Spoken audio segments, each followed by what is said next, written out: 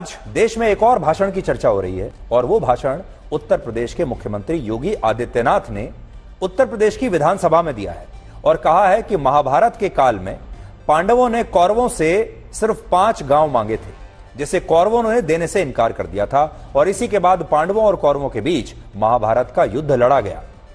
लेकिन आज देश का बहुसंख्यक समाज जब अपने सिर्फ 3 स्थान अयोध्या, काशी और मथुरा मांग रहा था तो इसके लिए भी लोगों को गिड़गिड़ाना पड़ा।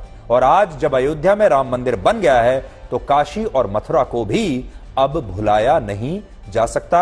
यह भी एक बड़ा स्टेटमेंट है। यही तो हुआ था अयोध्या के साथ, और यही हुआ काशी के साथ, और यही हुआ था मथुरा के साथ।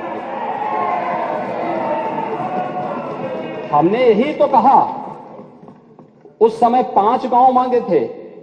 भाई भगवान कृष्ण ने तो पहले कहा, जब वो समझौता कराने के लिए गए थे, महाभारत का युद्ध टालने के लिए गए थे, कि भी देना हो तो आधा दो,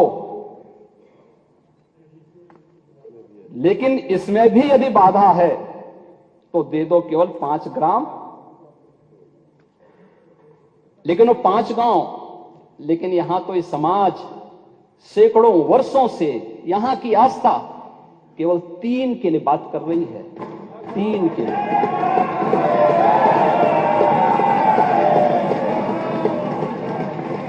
वो 3 के लिए भी इसलिए वे विशिष्ट स्थल हैं,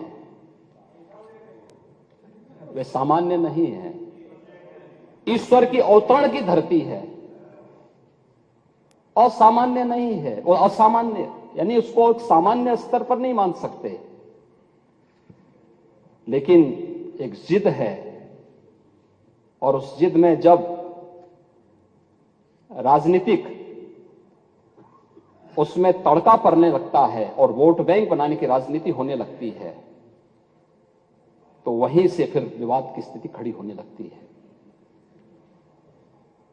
यानी लोक आस्था, भारत के अंदर लोक आस्था का अपमान हो, बहुसंख्यक समाज गिड़गिड़ाए, ये पहली बार देखने को मिला। दुनिया देख रही है, स्वतंत्र भारत में काम पहले होना चाहिए था।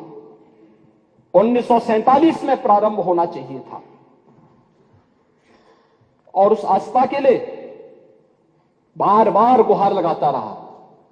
हमने तो केवल 3 जगह मांगी, अन्य जगहों के बारे में कोई मुद्दा नहीं था।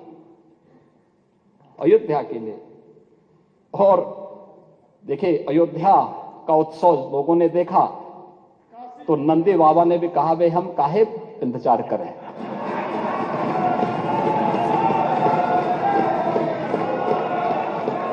उन्होंने भी इंतजार किए बगैर रात्रि में बैरिकेड तोड़वा डाले,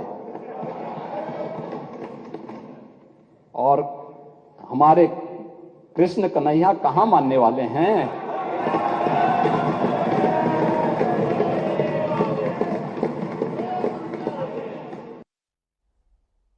ये बात मुख्यमंत्री योगी आदित्यनाथ ने उत्तर प्रदेश की उसी विधानसभा में कही है जिस विधानसभा में कभी बड़े बड़े नेता मुस्लिम वोटों के लिए बाबरी मस्जिद को याद किया करते थे। लेकिन अब आप ये समझिए कि मुख्यमंत्री योगी आदित्यनाथ ने आज अयोध्या, मथुरा और काशी के संदर्भ में महाभारत का ही जिक्र क्यों किया। असल में महाभारत का युद्ध होता ही नहीं अगर कौरव पांडवों को उनके बताए हुए 5 गांव देने के लिए तैयार हो जाते। सिर्फ 5 गांव अगर दे देते तो यह युद्ध रुक सकता था। महाभारत के युद्ध से पहले भगवान श्री कृष्ण पांडवों के दूत बनकर दुर्योधन से यह आग्रह करने के लिए आए थे कि अगर दुर्योधन पांडवों को 5 गांव देने के लिए तैयार हो जाएं तो महाभारत का युद्ध टल जाएगा। लेकिन दुर्योधन ने ऐसा करने से इनकार किया और युद्ध को ही उचित माना। लेकिन बाद में जब कौरव इस युद्ध में हार गए तो पांडवों को सिर्फ 5 गांव नहीं मिले, बल्कि उन्हें इसके बाद शासन करने के लिए पूरा की पूरा राज्य और राजपाट मिल गया। और अब हिंदू पक्ष भी यही कह रहा है कि अब तक तो वो सिर्फ 3 स्थानों पर अपने मूल मंदिरों को वापस मांग रहे थे, लेकिन अब वो उन सभी मंदिरों के लिए भी संघर्ष करेंगे जिन्हें तोड़कर मुगलों ने उन पर मस्जिदें या दूसरे स्ट्रक्चर बनवा दिए थे। और इन स्थानों में लाक्षागृह का भी नाम है, जिस पर हाल ही में अदालत ने 53 वर्षों के बाद यह फैसला सुनाया कि लाक्षागृह पर हिंदू पक्ष का दावा सही है और यह बात पूरी तरह से गलत है कि इस जमीन पर कब्रिस्तान है और इसलिए यह जमीन मुस्लिम पक्ष की है। और आज मुख्यमंत्री योगी आदित्यनाथ ने भी यही कहा कि लाक्षागृह पर अदालत के फैसले का सम्मान होना चाहिए। दुर्योधन ने कहा था, सुच्याग्रम नेव दास्यामी बिना युद्धेन केशव, यानी सुई की नोक के बराबर भी जमीन नहीं दूंगा मैं, एक कृष्ण युद्ध के बगैर नहीं दूंगा। तो महाभारत का युद्ध तो होना ही होना था। क्या हुआ, पूरा कौरव पक्ष से ही स्वाहा हो गया। लाक्षागृह का तो इतिहास है, पांडवों को संरक्षण देने वाला लाक्षागृह है।